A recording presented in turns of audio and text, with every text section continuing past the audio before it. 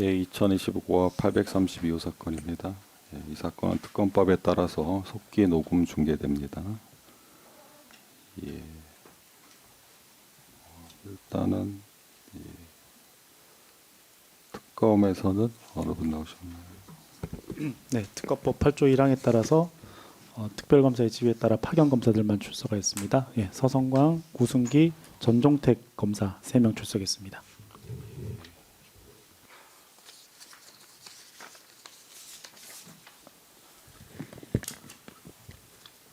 예, 3분 나오셨고요. 곧 특검 지휘소도 접수가 됐습니다. 예, 변호사님들 어느 분 나오셨나요? 저희가 이하상, 유승숙, 고영일, 김진희 변호사 나왔습니다. 예, 4분 나오셨고요.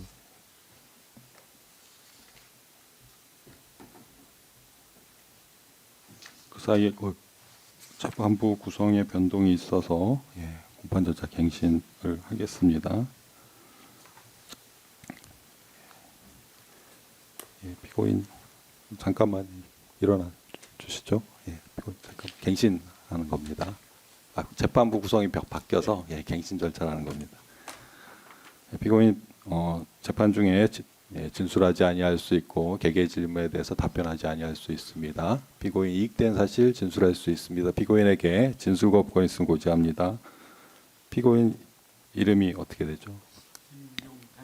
예, 생년월일이 어떻게 돼요? 직업이 여기 전 국방부 장관으로 돼 있는데 맞죠? 예. 예. 주소지는 어떻게 돼요?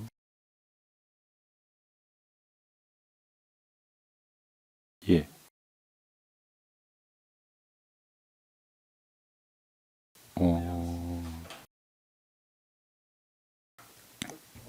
지난번에 말씀드렸죠. 중계 중이라서 개인 정보는 좀 아, 배려해 주시면 어떨까 싶습니다. 예. 그때 처음 할 때도 그때 아마 변경됐다고 하셨던 것 같은데 추후에 접수를 해주셨나요? 변경된 주소? 따로는 아는 것 같은데 이미 확인이 됐던 거로 기억하고 있습니다. 안 됐으면 다시 제출하겠습니다. 예, 좀 챙겨주시죠. 예. 그렇게 하겠습니다. 등록 기준지는 맞으시죠? 예, 앉으세요. 예.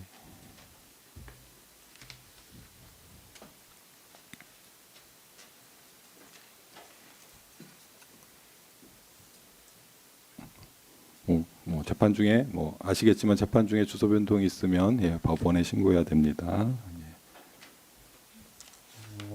국민참여재판 희망 여부는 그때 안 밝히셔서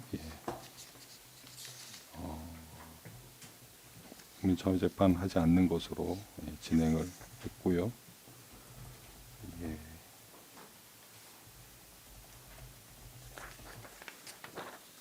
갱신 관련해서 특검에서는 공소사실 등 요지 좀 진술해 네, 주시죠. 서성광 검사입니다. 네, 공소사실 요지 간단하게 말씀드리도록 하겠습니다.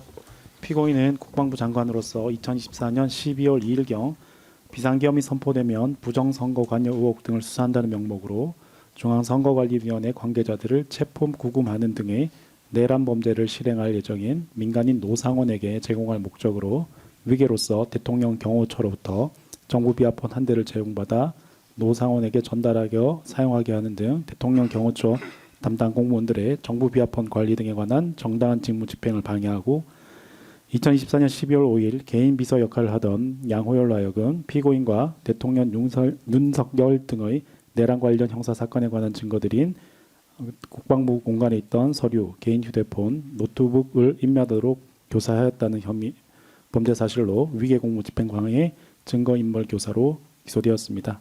자세한 구체적인 공소 사실과 적용 법조 등은 공소장을 참고해 주시기 바랍니다. 이상입니다. 예단 의견 말씀해 주시죠. 예, 기존의 변호인 의견 그냥 인용하겠습니다. 예, 알겠습니다. 갱신에서 증거조사 관련해서는 저희 법정에서 김대경, 김진호, 정진훈, 박종준, 김성훈, 문상철, 양호열, 김철진, 방정환, 노상원 증인에 대한 증인 신문이 이루어졌고 이에 대해서 그 내용은 공소 사실과 그다음에 수사 과정에 대한 특검과 변호인의 신문이 있었습니다. 또 피고인 측에서는 증제 1호증에서 14호증까지 신청을 해서 채택된 바도 있습니다. 증거조사 관련해서 특별히 꼭 봐야 되거나 자세히 살펴볼 내용이 있나요? 의견 밝혀주시면. 형사소송법 원칙에 따르면 공판주의자로서 변론 경신이 되면 다시 재생해서 들어보는 것이 원칙으로 알고 있고요. 그렇게 맞을 텐데 재판부를 신뢰하고 그냥 간이한 방법으로 하는 거에 동의하고 다른 의견 없습니다. 동의를 해주시면 간이한 방법으로 하는 걸로 하겠습니다. 그러면 특별한 의견 없으신 걸로 해서 갱신 절차는 마치는 걸로 하겠습니다.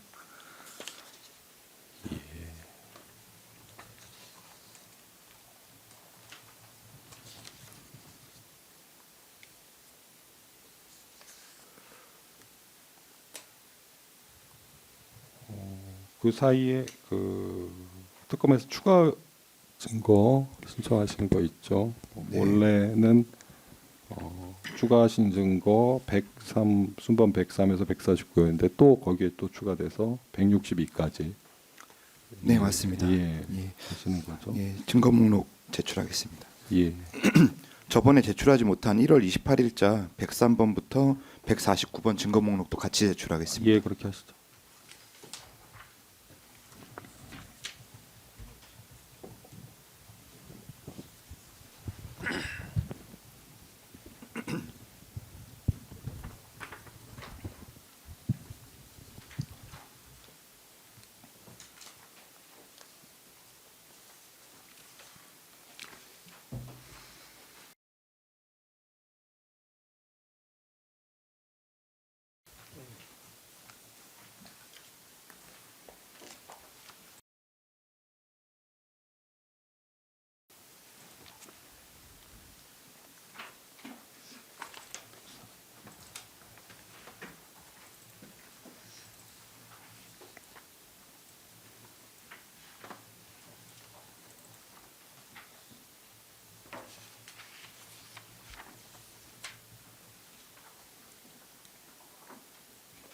그 사이에 특검에서는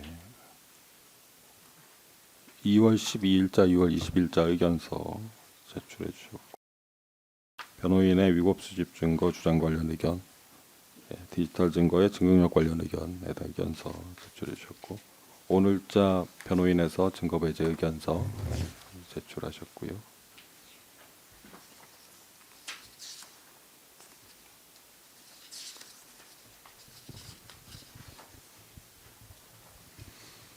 그 해당 의견서 관련해서 간단히 좀 말씀하시죠. 말씀드릴게요. 그 오늘 추가로 제출 검찰에서 한 증거 말고 기존에 이제 추가 증거에 대해서 이제 의견서 제출했습니다. 그래서 수사 보고서에 대해서 먼저 말씀드리면 수사 보고서 자체는 이제 그 내용 자체가 전문 내용이거나 아니면 적법한 증거조사 원칙이 지켜지지 않은 일방적인 기재에 불과하기 때문에 증거 능력이 인정되지 않습니다. 기본적으로 그렇기 때문에 수사 보고서에 대해 증거 배제 결정을 구하는 바이고요. 그리고 대부분은 이제 제출하신 그 취지에 의하더라도 전문 증거에 해당하거나 수사관 의견, 평가 포함한 내부 문서에 해당하고요. 그리고 또 사실은 수사 보고서 자체를 인정하게 되는 경우에는 다른 그 수사 보고서에 적시된 증거에 대한 증거 조사 자체가 형해화될 우려가 있습니다. 따라서 수사 보고서에 대한 증거 배제를 요청드리는 바입니다. 2항입니다. 신문 기사 보도 자료에 대한 증거 배제 결정 필요성입니다. 언론 기사를 또 이제 무분별하게 제출을 하고 있습니다. 지금 이 언론 기사 및 언론 보도는 사실 어떠한 사실도 증명을 하지 못합니다. 그리고 대부분 배제가 되는 것이 마땅하다는 의견이고 다른 사건도 마찬가지입니다. 지금 언론 보도가 있었다는 사실을 증명하기 위함이라고 하는데 언론 보도가 있었다는 사실이 어떤 공소 사실을 뒷받침한다는 건지에 대해서도 법률적으로 설명할 길이 없습니다. 이것은 사실상 언론 기사가 아무런 증거 조사도 없이 진실임을 전제로 해서 재판부의 판단을 흐리기 위한 의도에서 비롯된 증거 신청이다. 따라서 언론 기사에 대한 증거는 획일적으로 다 일괄적으로 기각돼야 된다라는 의견입니다.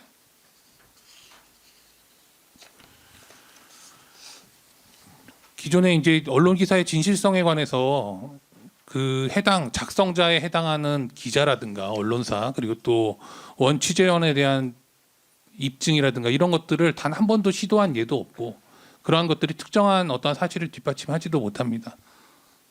이것은 다른 사건의 예에 비교해도 마찬가지 주장을 지금 계속해서 무의미한 증거를 신청하고 있고 그리고 또 이에 대해서는 저희는 동일한 의견을 주장하는 바입니다.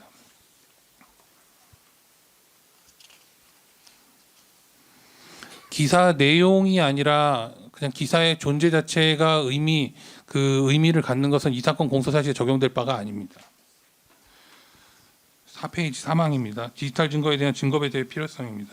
오늘 그 특검에서 이제 또 의견서를 제출을 한 것도 마찬가지 내용으로 기재가 되어 있는 것으로 보이는데요. 일단은 그 부분에 대해서는 추가로 저희가 반박의 내용을 저희 의견서로 제출을 하도록 하겠습니다. 지금 동일성 그 원본성이 아니라 동일성하고 무결성을 대법원 판례가 요구를 하고 있습니다. 동일성을 입증하기 위해서는 당연히 어떠한 해시값이라든가 이런 근본적인 물리적으로 더 이상 변개가 불가능한 방법이 아니라 그 자체가 그냥 동일하다라고 주장을 하는 경우에는 반드시 원본하고의 비교가 전제가 돼야 됩니다. 그렇지 않으면 동일성을 어떻게 입증을 할 수 있다는 건지 저희는 알 길이 없습니다. 그런데 지금 오늘자 특검 의견서도 보시다시피 원본성을 요구하는 것은 아니다. 우리나라 법리가. 우리나라 법리에서는 동일성하고 무결성을 요구하는 것인데 원본성을 요구하는 것이 아니기 때문에 원본이 존재하지 않아도 된다라는 주장을 하고 있는데요.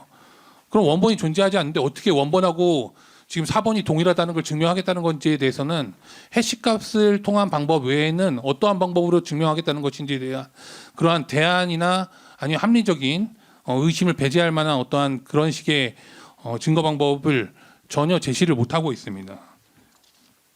결국에 지금까지 특검에 신청하고 있는 디지털 증거에 대해서도 적시한 증거에 대해서는 해시값 등에 대한 해시값을 통한 무결성이나 그리고 또 동일성이 검증되지 않는 상황에서는 절대 증거로 채택돼서는 안 된다는 내용이고요. 이는 지금 대법원 판례에서 요구하고 있는 동일성과 무결성을 요구하는 법리에도 부합하는 판단이라고 할 것입니다. 그리고 무결성에 대해서 다시 한번 말씀드리지만 무결성이라는 것은 이후의 절차상의 무결을 의미하는 것이지 무결의 결과적으로는 동일하다는 것이 입증됐다라는 그런 동일성에 포함되는 하위 개념이 아닙니다. 무결성은 절차 자체가 무결하지 않은데 동일성이 증명됐다고 해서 아니면 동일성이 추측이 된다고 해서 무결성이 배제가 돼야 되는 것이 아닙니다. 동일성하고 무결성은 별개의 요건이라는 걸 다시 한번 말씀드리고 이에 관련된 증거의 배제를 구하는 것이 저희 취지입니다. 그리고 당연히 이제 디지털 증거에서 파생된 증거인 녹취록이라든가 캡처된 사진은 당연히 원본 증거, 1차 증거에 대한 적법성이 증명되지 않으면 그 전까지는 당연히 그 적법성이 인정되지 않는다는 의견입니다. 이상입니다.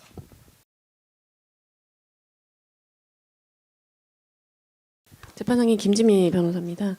그 추가 증거 제출한 거 관련해서 저희가 오늘 의견서를 하나 준비해 왔습니다. 제출하고 잠깐만 변론할 수 있도록 지난 기회에서 말씀드린 것처럼 변론할 수 있도록 기회를 좀 부탁드립니다. 예.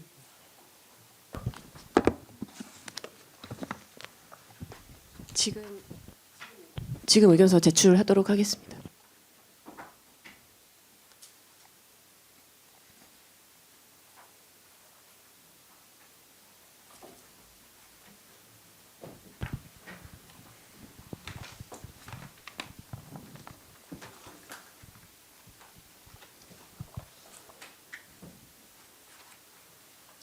(2월 24일자) 변론 의견서 요지를 말씀드리겠습니다. 재판부께서 갱신됐기 때문에 공판 절차가 갱신됐기 때문에 좀 자세하게 말씀을 드리고자 합니다. 1번 변호인 의견서 요지를 먼저 말씀드립니다. 이 사건 공소는 12.3 비상계엄을 내란으로 기소한 사건을 죄명만 바꿔서 별도 사건으로 다시 기소한 사안입니다. 특검은 이 사건에서 내란 관련 증인 신문 조서, 또 국회 회의록, 전직 대통령과 국무총리 관련 판결문 등 계엄의 계획과 실행 은폐를 직접적으로 전제로 하는 자료를 대거 증거로 신청하고 있습니다. 이는 특검 스스로 이 사건이 내란 사건과는 분리가 될 수 없는 동일 사건임을 자인하고 있는 것이라 할 것입니다. 따라서 이 사건 기소는 전형적인 이중 기소에 해당하고 형사소송법 제327조 제2호 규정에 의해 공소기각이 선고되어야 합니다.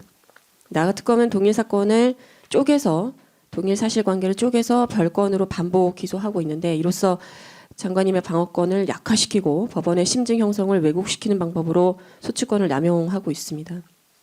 이러한 점에서도 전형적인 공소권 남용에 해당한다 할 것이므로 역시 공소기각이 판결로서 선고되어야 합니다. 이 사건 공소 사실의 실질부터 자세하게 말씀을 드리겠습니다. 특검이 제출한 공소장에 따르면 이 사건은 그 형식상은 정부 안보폰의 추가 지급이라는 외형을 띠나 그 실질적으로는 장관님이 비상계엄 선포 이후 합수부 제2수사단의 실질적 단장 역할을 맡을 자로 노상원 사령관을 지정을 하고 비상계엄 선포 전에 미리 안보폰을 교부하고 또 안보폰 통화로 은밀한 상황을 공유하여 대책을 논의함으로써 이를 범죄 및 범죄 은폐 수단으로 활용하기로 마음먹었다는 사실이 명백하게 포함이 되어 있습니다. 이 사건 공소장 내용 해당 부분 발췌를 제2페이지에 기재해 두었습니다. 다시 말하면 이 사건에 위계로 경호처 직무를 방해했다는 특검의 법적 평가는 비상계엄의 기획과 실행, 은폐라는 동일한 사건 흐름을 전제하지 않으면 성립할 수 없도록 특검 스스로 공소장을 구성하고 있는 것입니다. 이 사건은 결코 내부 행정 절차를 속인 사안이 아니며 특검이 직접적으로 스스로 주장하듯이 범행의 준비와 공모, 은폐 맥락을 관통하는 연락수단, 통신수단을 제공하는 사건이라는 것입니다. 그렇다면 내란 사건과 이 사건의 공소사실의 동일성에 대해서 살펴보도록 하겠습니다. 판례는 공소사실의 동일성 판단은 단순한 공소사실의 문구 비교가 아니라 행위 주체와 객체, 태양과 그 시기, 장소, 결과 등 사회적 사실관계가 기본적인 점에서 동일한지 그리고 그에 대한 규범적 평가가 동일한지 종합하여 판단하고 있습니다. 먼저 이 사건 공소사실의 동일성이 일치한다는 점을 주체의 면에서 또 행위 태양의 면에서 또 시기의 밀착성의 면에서 장소와 매개성 면에서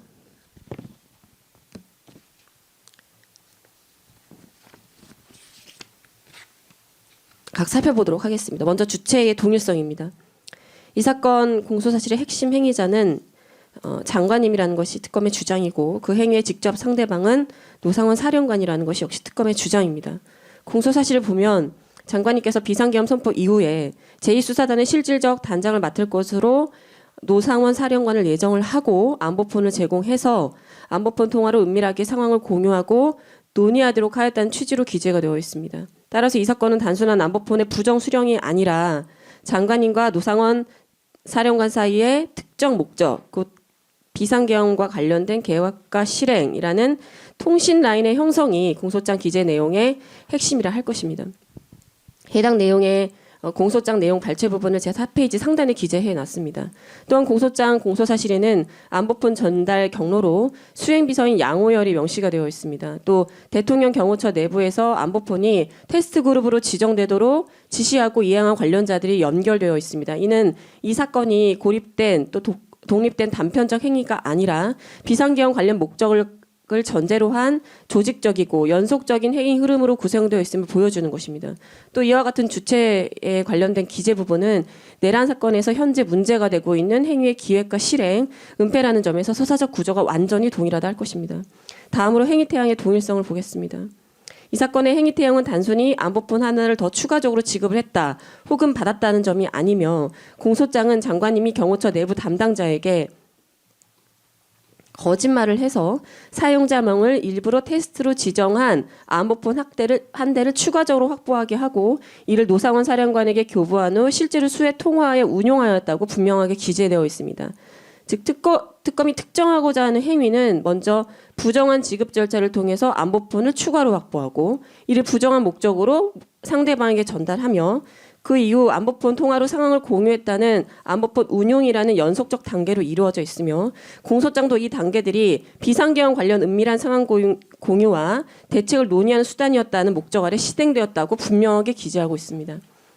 이는 내란 사건에서 현재 문제되고 있는 공모와 지휘, 은폐의 방식, 다시 말해 비밀 연락체계의 구축 및 운영과 동일한 실행 방식에 해당합니다. 다음으로 시기의 밀착성에 대해 말씀드리겠습니다. 특검 공소장에 따르면 장관님의 행위는 2024년 12월 2일경 안보폰에 추가 지급을 요구하고 같은 날 안보폰이 전달되어 장관님이 이를 노상원 사령관에게 교부한 다음 이틀 뒤인 2024년 12월 4일까지 노상원 사령관과 수회 통화한 것이라고 기재가 되어 있습니다.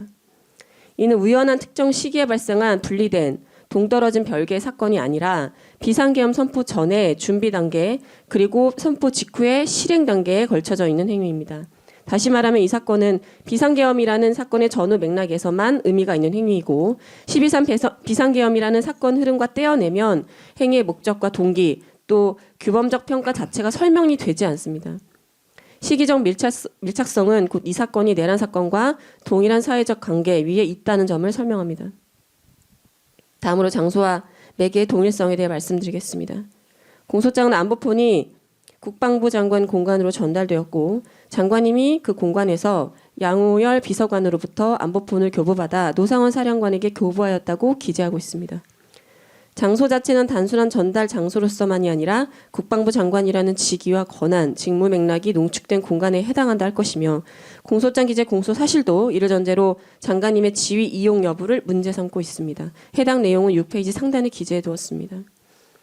따라서 이 사건은 내란 사건과 분리된 사적 행위라 볼 수 없으며 국방과 경호라인의 직무 공간을 매개로 한 행위라고 특검 스스로 평가하고 있는 것입니다. 또한 공소장은 안보폰이 단순한 단말기로서가 아니라 그 사용자명을 테스트 그룹으로 지정해서 대통령실과 국방부 장관실, 경호처장과 차장 등 상호 통신이 가능해지는 구조라는 점을 문제 삼고 있습니다.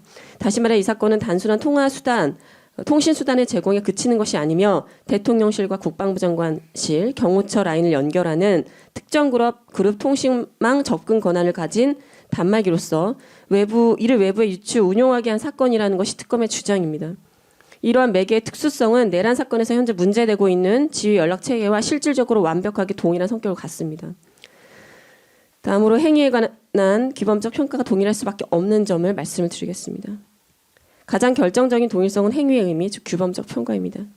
공소장은 장관님이 노상원 사령관에게 안보폰을 비상계엄 선포 전에 미리 교부한 이유를 두고 안보폰 통화 기능을 활용하여 은밀하게 상황을 공유하고 대책을 논의하여 이를 범죄 그리고 그 범죄의 은폐 수단으로 활용하고자 했다고 분명하게 기재하고 있습니다. 더 나아가 노상원 사령관이 비상계엄 선포 이후 제2수사단의 실질적 단장 역할을 맡아 중앙선관위의 부정선거 관련 의혹을 수사하고 나아가 관계된 사람들을 체포하거나 구금하는 등 내란 범죄를 실행할 예정이라고까지 기재하고 있습니다. 관련된 내용은 7페이지 상단에 기재해 두었습니다. 즉 특검은 인 스스로 이 사건을 경호처 내부 절차 위반으로 평가하는 것이 아니라 내란 실행을 위한 준비, 지휘, 은폐 수단으로 제공한 것이라고 평가하고 있습니다. 특검의 주장이 이와 같다면 이 사건의 일부분 행위, 곧 내란 사건의 공소사실과 규범적 행위가 동일한 방향을 향하고 있고 결국 동일한 범행 흐름을 구성하는 부분 행위에 해당한다 할 것입니다. 따라서 기본적 사실관계가 동일하고 규범적 평가마저 이와 같다면 이 사건은 내란 사건과 동일한 사건으로 보아야 하고 이를 떼어내서 별도로 분리하여 기소하는 것은 이중기소로서 결코 허용될 수 없습니다.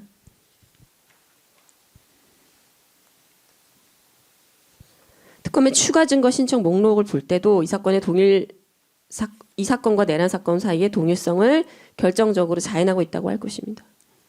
특검에서는 이 사건을 입증한다고 하면서 정작 내란 사건의 실체를 전제로 한 증거 방법을 대거 신청했습니다.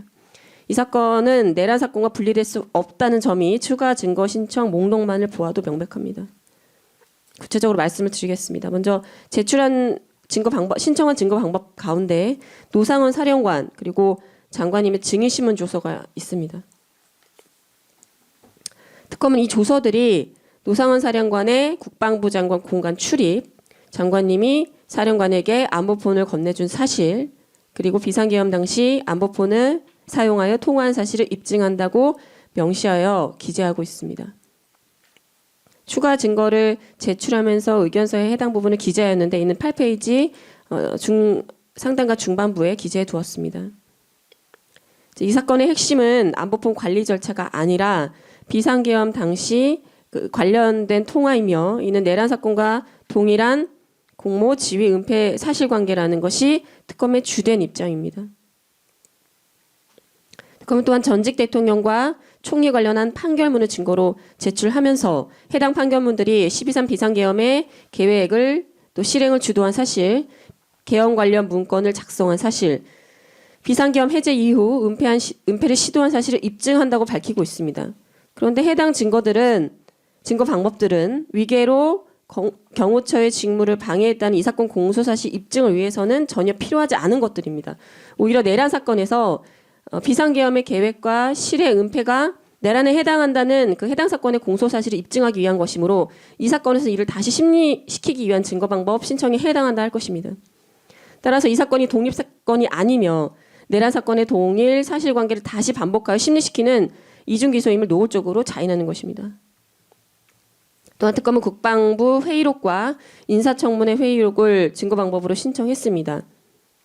그리 이로써 비상계엄 관련 실체를 확인하고 책임을 추궁하며 계엄령 의혹 제기와 부인을 이 사건에서 입증하겠다고 하는 것입니다. 관련 내용은 9페이지 중반부에 기재해 두었습니다.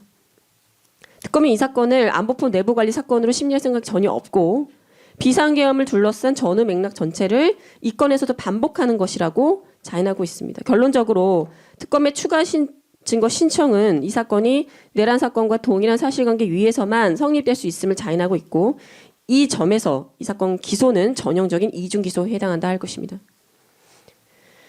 이중기소의 폐해는 이 사건 기소와 공소유지 과정에서 내란 심리의 반복, 재판의 반복, 이중추궁의 방식이라는 형태로 이미 현실화되고 있습니다. 동일한 사실관계를 내란 재판에서 이미 심리하고 있고 다시 이 사건에서 같은 증인, 같은 정황, 같은 문건, 같은 정치, 국회 맥락 상황을 반복 심리하면서 장관님은 사실상 동일 사건으로 이중 추궁을 받고 있습니다. 법원 역시 동일한 사실을 반복적으로 접하며 심증 누적을 피하기가 어렵습니다. 이는 헌법상 적정 절차 원칙 및 공정한 재판을 받을 원칙에 정면으로 반하는 것입니다. 앞서 요지에서 말씀드린 것과 같이 이 사건은 증거 방법에 있어서만 이중기소에 해당할 뿐만 아니라 이로써 공소권을 남용하고 있다는 점에서 공소기각이 판결로 선고될 수밖에 없는 점을 또한 추가로 말씀드립니다. 특검은 쪼개기 기소로서 소추권을 임의적으로 무기화하고 있습니다. 공소권은 재판부께서 잘 아시는 바와 같이 공익 실현을 위한 소추권에 해당합니다. 또한 검사는 사건의 실체를 합리적으로 규명하고 공정한 재판을 실현하기 위해 이를 정당하게 행사해야 합니다. 그럼에도 불구하고 이 사건 특검은 동일한 사회적 사실관계를 인위적으로 분절하여 별건으로 기소하고 있는데 이와 같은 반복적 기소는 실체 규명이라는 정당한 목적을 이미 넘어섰고 장관님의 방어권을 무력화시키며 법원의 심증 형성을 왜곡할 위험이 심히 커 헌법상의 적정 절차 원칙에 정면으로 반한다 할 것입니다. 더구나 이 사건은 그 기소 시점 및 기조의 구조상 실제 규명과 상관이 없고 장관님의 석방을 차단하기 위한 구속 유지 수단으로 활용되어 왔습니다. 특검은 장관님이 이미 2024 고합 1522 내란 중요임무 종사 사건으로 구속되어 있는 사건에서 구속기간 만료가 임박하자 구속기간 만료로 인한 석방을 막고자 내란 사건과 실질적으로 동일한 사실관계를 토대로 하는 이 사건을 추가로 기소하고 석방을 막으며 구속 상태를 연장 유지하고자 하였습니다. 이러한 방식의 소추권 행사는 검사에게 부여된 공익 의무, 즉 공익을 위한 기소권 행사를 볼 수 없고 신병 확보를 위한 기소권의 남용으로 전락시키는 행위로서 공소권 남용의 대표적인 사례에 해당한다 할 것입니다. 피고인의 구속기간 만료 즈음에 석방 차단을 위한 별건 기소가 대한민국에서 이루어졌다는 이야기를 들어본 적이 없습니다. 이는 분명한 소추권의 목적의 사용, 권한의 남용, 직권남용 권리 행사를 할 것입니다.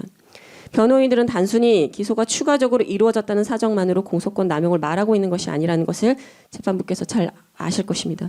이 사건 기소 시점이 내란 사건 구속기간 만료쯤에 이루어졌고 또 이 사건이 내란 사건과 동일한 사실관계의 연속 선상에서만 설명될 수 있는 구조라는 점에서 남용성이 지극히 뚜렷합니다. 특검은 내란 사건에서 현재 심리 중인 사실관계를 단지 죄명만 달리하여 별도 사건으로 기소함으로써 결과적으로 장관님의 신병을 계속 구속 상태로 유지하려는 실익을 확보했습니다. 이는 형사 절차의 본래적 기능, 다시 말해 실체 심리를 통해 사실관계가 무엇인지 규명하기 위한 것이 아니라 신병 확보라는 외형적 효과를 목적으로 하여 공소권을 행사한 것으로서 기소권의 재량을 분명히 일탈하고 그 한계를 벗어난 것입니다. 만약 계속해서 석방을 막기 위한 기소가 이 나라에서 허용된다면 수사기관은 구속기간이 만료될 때마다 동일한 사실관계를 부분적으로 임의적으로 떼어내서 새로운 사건으로 구성하여 기소함으로써 사실상 무제한 구속 연장 효과를 얻을 수 있습니다. 이는 구속제도의 취지와 한계를 분명하게 잠탈하는 것으로서 헌법상의 적정 절차 원칙과 신체 자유 보장의 정면으로 반하는 것입니다.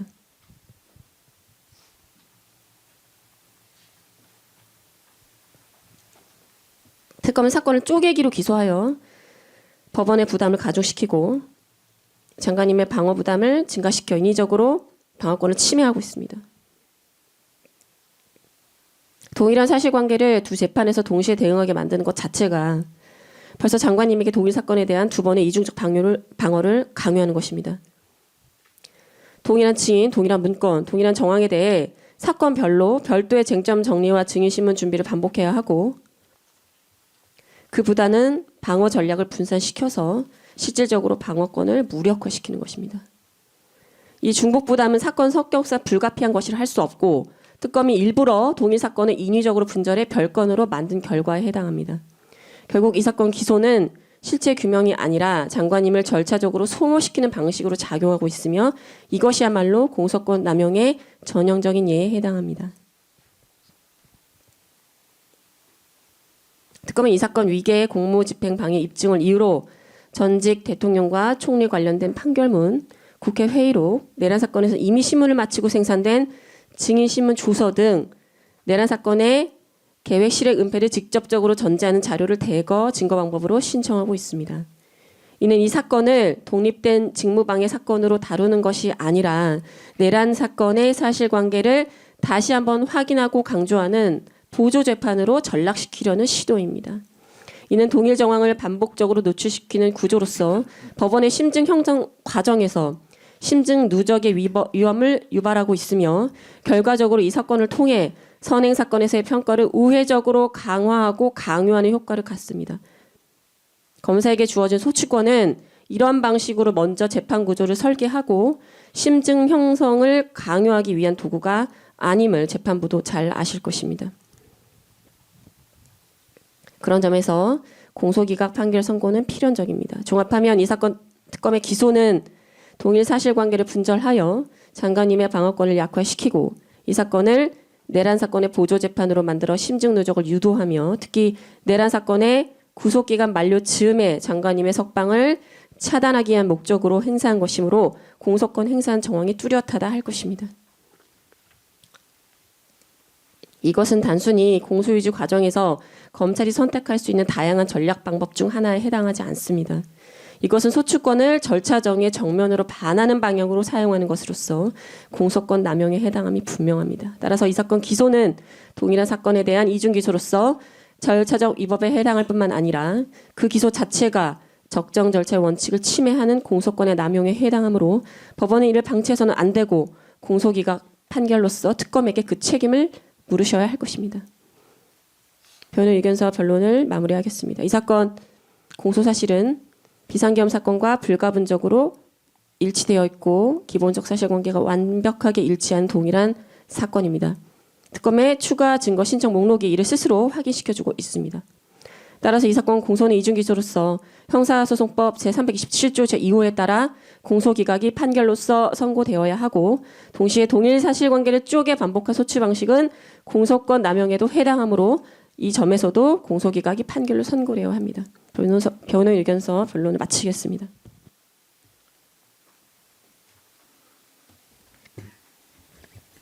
예, 재판장님, 그 특검 측에서 지금 변호사님들께서 말씀하셨던 내용, 저희가 특검 의견서로 제출한 내용과 겹치기 때문에 같은 쟁점이기 때문에 제출한 의견서 한번 진술하겠습니다.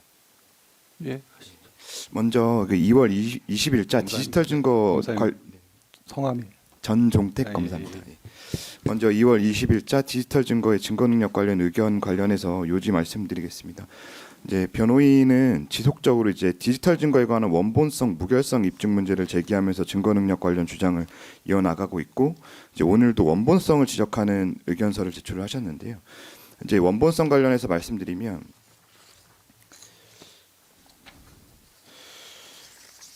그 우리 형사소송법, 형사소송 교칙 및 대법원에서 확립한 법리상 디지털 증거가 반드시 원본성을 갖출 것을 요하지 않고 있습니다. 그래서 원본성은 우리 형사소송법상 디지털 증거의 증거 능력 요건이 아닙니다. 그래서 원본성을 이제 계속 주장하시는 것은 사실 우리 형사소송법에서 인정하고 있는 디지털 증거의 증거 능력 요건이 아니기 때문에 약간 잘못된 표현을 사용하시고 계신 거고요.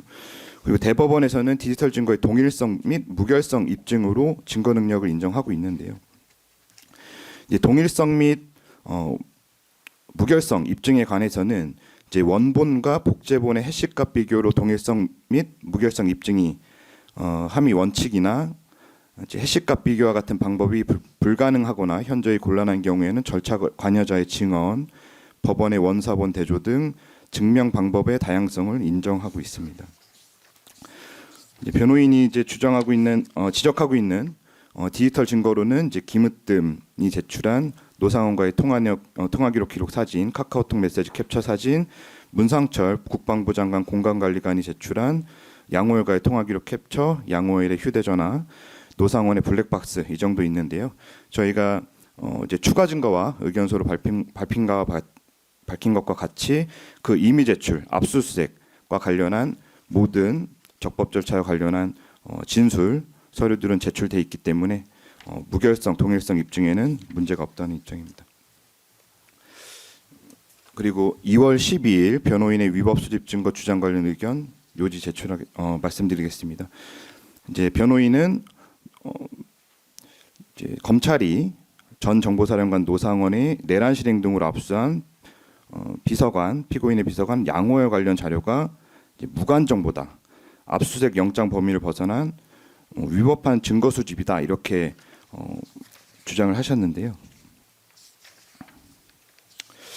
일단 양호엘 휴대전화는 노상원의 내란 실행으로 압수한 물건이 맞고, 이제 그 관련해서는 유관 증거기 때문에 당연히 적법하게 압수된 것이고 그 내란 사건에서도 적법하게 증거로 채택이 됐습니다. 따라서 무관 정보라는 표현은 이 사안에서는 좀 적용되기가 힘든 사안이고요. 그리고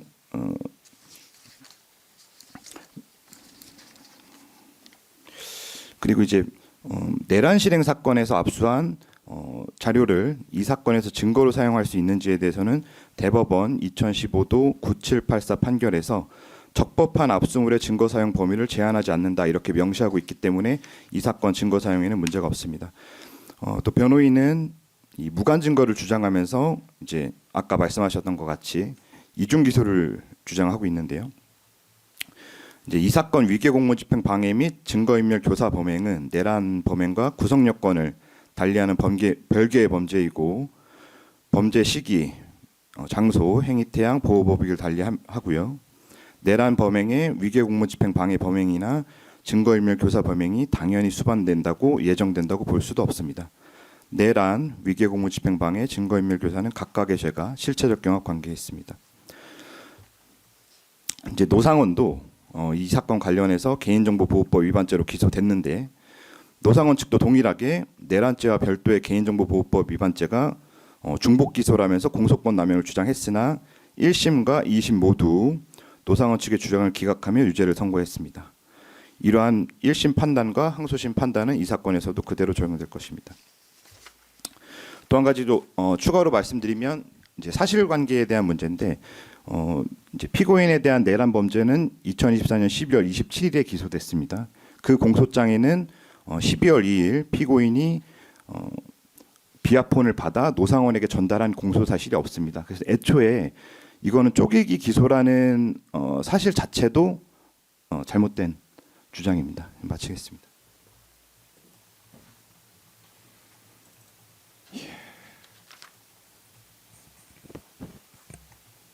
잠깐 시간 주시면 의견을 좀 말씀드리고 싶습니다. 예. 오늘 받아가지고 저희가 서면은 나중에 제출하도록 하겠습니다. 그 먼저 특검에서 낸 디지털 증거의 증거 능력에 관해서 좀 말씀을 드리겠는데요. 특검 의견서 3쪽 하단과 4쪽 상단에 보시면 원본성은 우리나라 형사소송법 디지털 증거의 증거 능력 요건이 아니다라고 되어 있는데 이거는 좀 중대한 법리 착오 오해가 틀림없습니다. 그 점을 지적을 합니다. 먼저 특검 의견서 자체로도 확인이 되는데요. 5쪽에 보면은 특검에서는 대법원 2013도 25115 판결을 인용해 놨습니다. 거기 보시면 판결문 인용 내용 중에 삼행 부분 정보 저장 매체 원본에 저장된 내용과 출력 문건의 동일성이 인정돼야 된다. 이 말은 디지털 증거가 하드 카피로 출력이 됐을 때 그 전자정보와의 동일성이 인정돼야 된다. 즉 원본과 같아야 된다라는 걸 전제로 하는 그런 판결입니다. 또 그다음에 특검 의견서 8쪽을 보시면은요. 2015년 1월 22일 선고 2014도 10978 판결이 또 나와 있습니다. 이거는 녹음 파일에 대한 증거 능력에 관한 판결입니다. 사행 이안을 보시면 3행부터 4행 보시면 그 대화 내용을 3행의 우측입니다. 그 대화 내용을 녹음한 원본이거나 혹은 원본으로부터 복사한 사본일 경우에는 복사 과정에서 편집되는 등 인위적 개작 없이 원본의 내용 그대로 복사된 사본임이 입증되어야만 한다. 그런 입증이 없는 경우에는 증거 능력을 인정할 수 없다. 이것이 대법원 판례의 원칙이고요. 형사소송법도 마찬가지로 원본성을 요청을 합니다. 원본이 없이 어떻게 사본이 증거가 될 수 있겠습니까? 당연한 얘기고요. 그다음에 예외적으로 원본이 없는 경우에 사본을 증거 능력으로 쓰기 위한 예외적인 요건이 또 대법원 판례에서 인정되어 있습니다. 그러나 그것은 예외입니다. 예외를 원칙화시키고 있는데 그건 옳지 않고요. 그다음에 특검이 문제 삼는 증거들을 보면 지금 특검 의견서 14쪽부터 14쪽 15쪽에 나와 있는 증거들입니다. 김호등, 문상철, 양호열, 노상원 이분들에 대한 증거 디지털 증거들이 나와 있습니다. 보시면은 증거 확보 방법이 1번과 2번은 이미 제출이고요. 3번은 압수수색, 그리고 4번도 이미 제출입니다. 이런 경우에는 쉽게 원본성을 담보하는 해시값을 확보할 수가 있습니다. 해시값이라는 것이 뭐 어려운 것이 아니라 모든 디지털 정보가 고유하게 갖고 있는 디지털 지문입니다. 즉 해시값 생성 프로그램이 여러 가지 종류가 있는데 그중에 몇 가지만 놓고 쉽게 구할 수 있고요. 그걸 놓고 돌리기만 하면 그 전자정보의 해시값 지문이 확인이 됩니다. 전자정보는 복사를 하더라도 그 해시값 자체는 변하지 않습니다. 쉽게 해시값을 확인할 수 있습니다. 그럼에도 불구하고 그런 조치를 안 해놓고 이제 와서 해시값이 없어도 원본성이 인정되어야 된다. 이거는 사실은 수사기관으로서 할 수 있는 주장은 아닙니다. 이런 경우에는 재판부에서 배제해 주셔야지만 수사기관에서 다시는 그런 그 위협한 증거 능력이 의심되는 수사 방법을 채택하지 않게 됩니다. 이런 통제가 없으면 계속해서 검사나 특검은 이런 방법에 수사를 하게 될 것입니다. 그다음에 1번, 2번, 3번, 4번에서 보시는 것처럼 어떤 경우에 이미 제출이고 어떤 경우에 압수수색입니까? 이걸 누가 결정하고 누가 선택을 합니까? 그냥 검사들이 편의적으로 선택하는 겁니다. 이건 명백하게 형사소송법의 증거재판주의, 증거영장주의를 그대로 자의적으로 잠탈하는 것이고요. 그것을 또 법원에서 승인을 해주면 이렇게 이미 제출 방식이 일반화되고 당연시 되게 됩니다. 그래서 이런 것도 강력한 통제가 필요합니다. 최근에 그 법원에서는 서해 공무원 피살 사건이나 또는 민주당 돈봉투 사건, 또 송영길 전 대표의 사건에서는 디지털 증거의 증거 능력을 엄격하게 평가를 했습니다. 그래서 다 증거 배제를 하고 무죄를 선고했습니다. 같은 기준이 대한민국 법원에서 동일하게 적용돼야 한다는 것이 제 주장입니다. 특별하게 이 사건을 더 잘 봐달라는 뜻이 아닙니다. 같은 기준으로 해서 이 사건에서도 마찬가지로 적용돼야 된다. 압수수색을 영장을 받아야 되는데 안 했으면 그 조사받는 사람의 억압 상태, 또 외포 상태 또는 불안 상태를 악용해서 증거를 획득한 것으로 평가해서 배제를 해야 되고요. 압수수색 절차에 의한다 하더라도 해시값을 손쉽게 확인할 수 있었는데 그런 손쉬운 절차를 안 했으면 당연히 그 불이익은 수사기관이 부담하는 것입니다. 그거를 재판받는 사람이나 변호인들이 부담한다는 것은 옳지가 않습니다. 그 말씀을 드리고요. 그다음에 또 두 번째 의견서 위법수의 증거에 대해서는 저희들의 요지를 특검이 조금 오인한 것 같아서 좀 말씀을 드리면 무관 증거, 유관 증거 어떤 주장을 하더라도 특검에서는 벗어날 수가 없게 되어 있습니다. 예를 들어서 무관 증거라면 압수 자체가 불법이라서 증거를 쓸 수 없고요. 유관 증거라면은 이미 기소된 사건의 공소제기 범위에 포함되기 때문에 이중 기소로서 면소 대상이 된다라는 주장을 하고 있는 겁니다. 공소기각도 면소 대상이 된다는 주장을 하고 있는 겁니다. 근데 그거를 약간 오인을 하고 유관과 무관의 범위를 특검 측에서는 좀 자의적으로 판단하신 것 같은데 이 점에서 다시 의견서를 내겠지만 엄격하게 판단해 주셔서 김영은 장관에게 불이익이 없도록 해주십사 하는 것이 저희들의 주장입니다. 마치겠습니다. 예.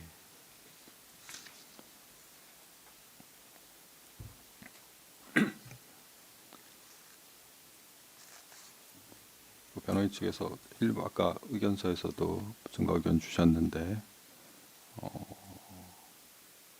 한번 종합적으로 증거 의견을 한번 종합적으로 정리해서 정리된 의견으로 서면으로 해서 증거 의견을 좀 그렇게 따로 제출하겠습니다.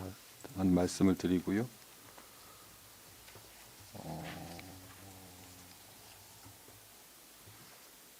그 다음에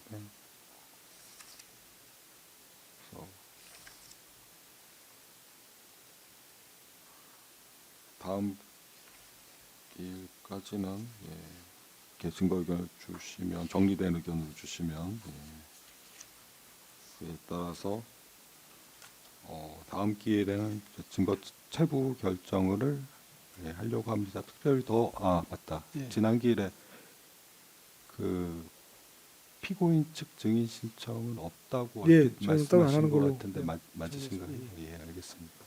그러면 지금 14호증 외 일단은 그 증거 의견을 내주시면 정리된 의견으로 내주시면은 다음 기일에 그 체부 결정을 하려고 하는데 지난 기일에 특검 측 의견이 그건 준비 절차로 진행을 해서 네, 준비 절차로 예. 원합니다. 혹시 변호인들은 그 증거 체부만 정하는 기일인데 네네. 그게 정말 준비 근데 절차 진행하는 거에 대해서 저희가 오늘 받은 103번부터 예. 그다음에 162번까지 이거에 대한 증거 의견을 내면 되는 거 맞죠? 오늘 받은 이거 그러니까 기왕에 나간 것도 또 전부 있었나요? 다 처음부터. 안 낸 게 있었나요? 처음부터. 그럼 다시 정리해서 하도록 하겠습니다. 그러니까 처음에 목록이 있고 예.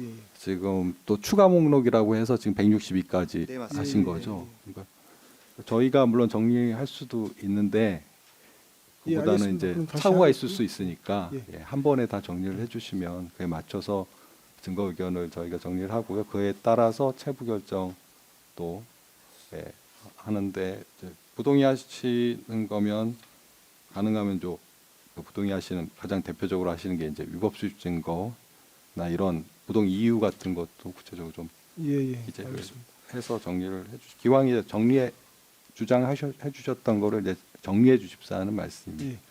근데 재판님 예. 특검에서 추가로 낸 증거를 보시면 112번부터 121번까지는 이제 고발장 고소장들이거든요. 예. 이런 것들은 저희들이 증거 동의하기도 어렵고 뭐 내용이 특별히 있는 것도 아니라서 처리하시는 게 맞지 않나 싶고요. 나머지 것들은 보니까 수사보고서나 아니면은 당연히 증거능력이 315조에 따라서 증거는 인정될 수 있는 것들인데 반대 신문권만 문제되는 것들이어서 저희들이 좀 평가하기가 쉬울 텐데 이거 고소장 고발장은 처리하는 것이 어떨까 싶습니다. 저는 그냥 부동의 할 텐데 아니면 입증하려면 증인 신청을 해야 될 것 같은데요. 그 제출 취지에 대해서는 저희가 증거 신청서에 자세히 좀 적어 드렸기 때문에 신청서 취지를 보면 어떤 취지로 신청된 증거들인지는 이해하실 수 있을 겁니다. 그러니까 그 고소 고발의 내용에 대해서 저희가 이제 증거로 내는 건 아니고요. 12월 4일, 12월 5일 비상계엄 해제 직후에 이 피고인과 이제 윤석열 대통령에 대한 고소 고발이 이제 계속 들어왔었다, 이런 부분을 확인하는 증거기 때문에 그 고소장 고발장 내용에 대해서 저희가 증거 신청하는 취지는 아닙니다. 근데 증거 취지를 이해했다고 해서 증거 능력이 생기는 거 아니니까 문제는 다시 돌아가거든요. 그래서 그 점은 다시 한번 검토를 부탁드립니다. 저희는 그냥 쉽게 그렇게 유지하신다면 동의할 수는 없을 것 같습니다. 예. 고영일 변호사입니다. 지금 아까 고발장, 고소장 관련해서 그 참조 사항이라든가 내용을 보면 전부 다 여기도 마찬가지로 내란죄 관련해서 고발 고소가 이루어졌습니다. 그렇기 때문에 이 사건과 직접적인 관련된 증거라고 한다면 사실상 저희들이 계속해서 이중 기소에 대해서 지적을 한 바와 같이 내란죄와 동일한 사실관계에 관한 이 자료가 되고요. 그리고 만약에 관련이 없다, 만약에 이게 지금 우리가 하고 있는 832 직권남용 권리행사 방해죄와 관련된다면 전혀 다른 내용의 고발장과 고소장이 됩니다. 그렇기 때문에 이 내용의 증거들은 사실상 철회하는 게 타당하다는 의견입니다. 저희들은. 예. 예, 구승기 검사입니다. 이 추가 증거로 그 부분을 낸 취지는 전에 재판 공판 과정에서 우배석 주심께서 이 사건 직후에 고소고발장이 들어온 게 있는지 거기에 대해서 질문이 있었기 때문에 저희가 추가 증거로 낸 것이고, 방금 전종택 검사가 말씀하신 것처럼 그 내용에 대한 어떤 증명을 하겠다는 게 아니라 이런 식의 고소고발이 이어졌다라는 그 사실 자체에 대한 확인, 그러니까 증거물인 서면으로 내린 것이기 때문에 반드시 그런 것이 중요한 것이 아니라 그 재판부 측에서 그때 요청했던 것에 대한 답이라서 그렇게 이해를 좀 해주시면 좋겠습니다. 그거 외에는 따로 저희가 증명할 수 있는 자료가 없으니까요. 그런 접수됐다는 자료 외에는. 이상입니다. 그 문제는 제가 먼저 하고 한 번 하시죠. 네. 다른 거 지난번에도 증인신문 때 나왔던 이야기인데요. 이 정치적 지금 고발장을 보시면 대부분 개혁신당, 그다음에 민변, 정의당 이렇게 되어 있습니다. 결국 정치적 이해관계를 갖고 있는 사람들입니다. 그 사람들이 고발을 하고 그 사람들이 다시 고발했으니 증거인멸이 된다, 이런 논리는 그냥 순환 논리입니다. 자기가 만들어낸 순환 논리라서 증거인멸의 요건에, 구성 요건에 해당하지 않습니다. 같은 원리로 따진다면 말씀드린 바와 같이 문재인에 대해서 저희들이 이적죄로 고발을 했습니다. 그러면 그 이후에 문재인이라는 사람이 어떤 서류를 파기하거나 보안 조치하는 거는 다 증거인멸이 된다는 소리거든요. 이런 논리가 얼마나 우스꽝스러운지 당연히 알 수가 있고요. 이런 것 자체가 증거로 된다고, 특히 증거물이 서면이라고 말하는 거는 어불성설이라서 이 점은 하여튼 유지를 하신다면 저희들은 부동의해서 반드시 증인신문을 통해서 확정이 된다, 그런 입장입니다. 재판장님 김치미 변호사입니다. 지금 이렇게 증거물인 서면으로 제출했다, 이런 취지로 지금 특검 쪽에서 주장을 하고 있는데요. 10회 저희들의 기억으로는 9회로 기억이 됩니다. 9회 공판기일에서 증인신문 과정에서 우배석 판사님이 이게 고발된 사실을 알고 있었냐라고 물어본 것은 맞습니다. 그건 사실이 맞는데 그때 당시에 대해서 잘 모른다, 나중에 알았다, 이렇게 증언을 했고, 그리고 제출한 개혁신당 등등에서 제출한 고발장이 접수되고 제출됐다는 거는 기사 몇 개만 보더라도 알 수 있는 부분입니다. 그런데 이걸 냈다고 해서 그 증인이 고발된 사실을 알 수 있는지 여부를 입증할 수 있는 것과는 상관이 없고요. 이거는 전형적으로 오히려 내란 사건하고 이 사건이 동일한 사실관계가 있다는 거, 다시 말해서 이중기소라는 거 자인하는 것일 뿐이지 당시에 우배석 판사님이 물어보셨던 것에 대해서 설명할 수 있는 자료가 아닙니다. 저걸 말씀드립니다. 네, 서승광 검사입니다. 한 가지 말씀드리면 저희가 구승기 검사가 말씀드린 거는 저희가 이 증거를 제출하게 된 경위이고, 이 증거는 사실상 증거물인 서면으로서 피고인의 증거인멸적 상황, 즉 배경 상황, 그다음에 그 당시의 경위에 관한 것을 입증하기 위한 준비물의 서면에 불과합니다. 따라서 이 증거물인 서면의 경우에는 대법원 판례 취지에 따라서 피고인 측의 증거 동의 여부와는 관계없이 채택되고, 또한 이제 거기에 대해서 그 내용을 저희가 사용하겠다고 하면 반드시 이제 피고인 측에서 부동의한다면 그 작성자를 이제 진정 성립을 하긴 해야겠지만, 일단 특별검사 측에서 명확하게 이 부분은 증거물인 서면으로 저희가 제출한다는 취지를 말씀드렸고, 또 말씀드린 대로 피고인의 증거인멸적 상황, 그 배경 상황을 입증하기 위한 것입니다. 피고인의 동의 여부와는 상관없이 증거로 채택되어야 하고, 또한 이제 재판부께서 이 뭐 변호인께서 우려하시는, 결국엔 재판부께서 내용을 보지 않느냐라는 우려는 일견 이해가 되지만, 그 직업법관 제도를 채택하고 있는 우리나라에서 또한 이제 법과 양심에 따라서 그 재판하시는 재판부께서 그 부분을 충분히 가려내어서 증거물인 서면으로서의 증거 가치만 판단하실 수 있다고 하는 것이 저희 특별검사 측의 의견입니다. 따라서 이제 저희가 증거물인 서면으로 제출합니다. 또한 오늘 변호인께서 뭐 신문 기사나 이런 부분에서 그 의견을 주셨는데요. 동일한 취지입니다. 저희가 증거물인 서면으로 그 당시 배경 상황, 정황, 피고인께서 그 말씀하시지 않은 그 당시 그 경위와 관련해서 딱 입증하는 부분이기 때문에 피고인 측의 동의와는 상관없이 증거물인 서면으로 증거 채택되어야 된다는 것이 저희 의견입니다. 예, 김진희 변호사입니다. 한 말씀 추가로 드리겠습니다.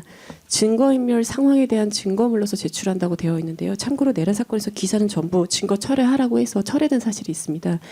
기사와 맥락을 같이 하는 증거물이 서면이라면 더더욱 기사를 내면 되는 것이지 고발장을 낼 필요는 없습니다. 그리고 증거인멸 상황에 대한 입증 자료를 낸다면 검사가 수사해서 수사 결과를 바탕으로 한 증거를 내야 되는 것이지, 단순히 추측성 고발장, 정확하게 수사가 개시가 되지도 않은 시점에서 제출한 시민단체의 고발장은 증거인멸 상황을 입증할 수 있는 가치가 전혀 없습니다. 말씀드립니다.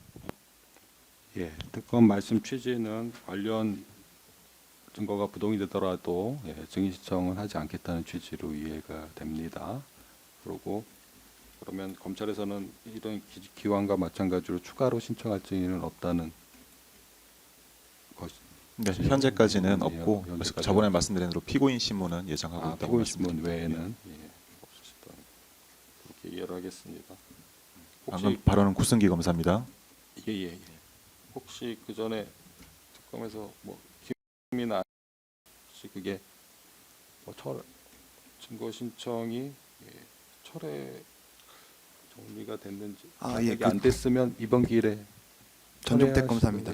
그 조서에 관해서는 증거 동의를 해주셨는데 거기에 대한 첨부물 제출물에 대해서는 이제 부동의를 하신 상태거든요.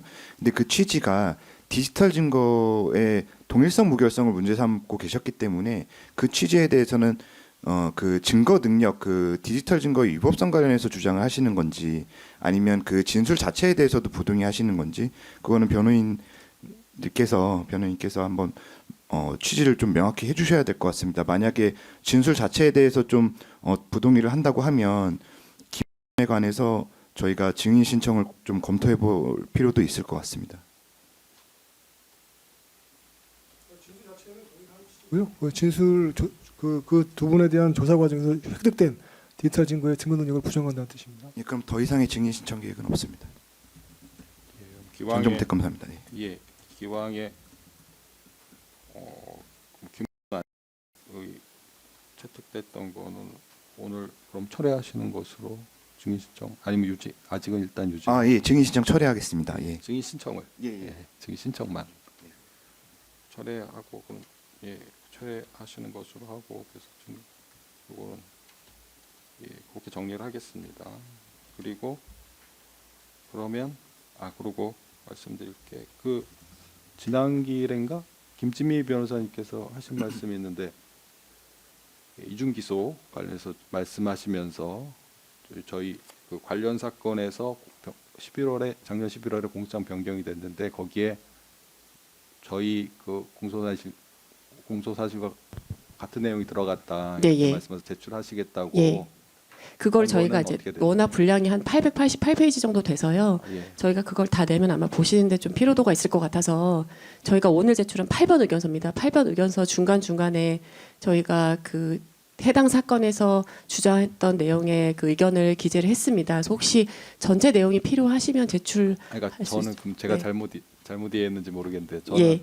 그 사건에 변경된 공소장을 제출하시겠다. 그래서 그거하고 우리 사건 공소장하고 비교해 보면 바로 이중 기소인지 알 수 있다, 이런 취지로 이해를 했는데 그 뜻은 아니셨나 예, 보네요. 저희가 물론 변경된 공소장을 내면서 그 예, 후속된 의견서를 보통 내는데요. 예. 그 의견서에서 왜 공소장을 변경했는지 입증 그 취지를 기재하지 않습니까? 근데 거기 내용에 나와 있는 내용이 공소장에 이제 말하자면 설명하는 부분이라 저희가 그 부분을 보면 이 사건과 그 사건의 동일성을 입증할 수 있다는 취지로 말씀을 드렸고 그쪽 그걸 사건, 저희가 예. 그쪽 사건 네. 특검이 낸 의견서를 예, 맞습니다. 네, 네. 제출하신다는 취지셨나요? 예, 그리고 저희가 오늘 제출한 8번 의견서에서도 해당 그 공소장 기재 부분을 저희가 내용을 삽지로 삽입을 했습니다. 그래서 만약에 저희가 보고 필요하다고 생각이 되면 재판부 피로도 높이지 않는 선에서 추가로 서면 하나 더 내겠습니다. 예, 네. 알겠습니다. 그리고 꼭 계속 말씀드리는데 김에 대한 경찰 진술 예, 정리돼서 지금 바로 제출하겠습니다. 예, 네. 제출해 주시고요. 그러면은 일단은 오늘 일단은 지금 그러면 저희가 증거 의견을 이제 정리된 거를 정리가 돼야지 이제 체부를 할 수 있으니까 일단 오늘 더 할 건 없을 것 같고 예.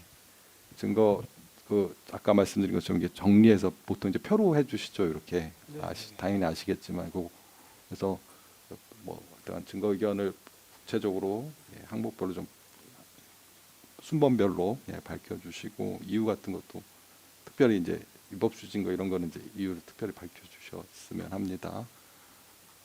다음 기일이 지금 그리고 그거는 아까 특검도 말씀하셨고 변호인 측에서 별다른 의견 없으셔서 그거는 이제 준비 기일로 진행하는 걸로 하겠습니다. 그러면 저희가 지금 다음 기일이 3월 10날 화요일 오전 10시로 되어 있는데 요거를 이제 준비 기일로 돌리겠습니다. 요걸 준비 기일로 하고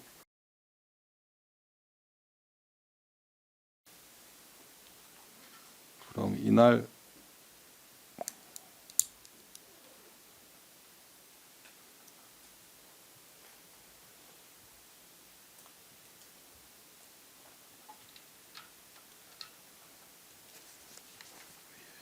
요거를 준비기일로 돌리고요. 그래서 다음 길에 꼭 그 정리된 의견을 요 전에 제출을 해주셔야 요날 진행이 되겠습니다. 그래서 요날 이제 준비기일로 진행하면서 증거 체부 결정을 하고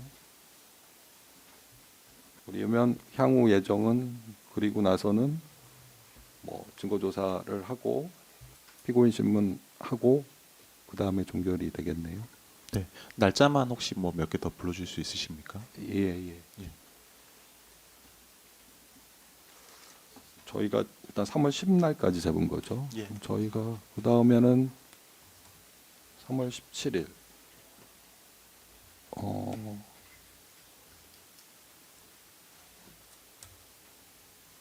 그 다음에 10시 오전 10시고 그 다음에 3월 24일 오전 10시 3월 31일 오전 10시까지 잡겠습니다.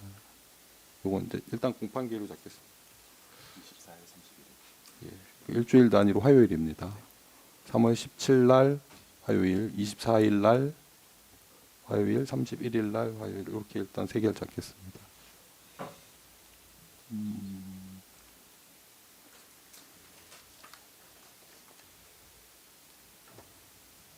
다시 한번 꼭 정리된 증거 의견 밝혀주십사고 말씀을 드리고요. 오늘 뭐 더 하실 거는 없으시죠? 예. 그러면 오늘 재판은 마치겠습니다.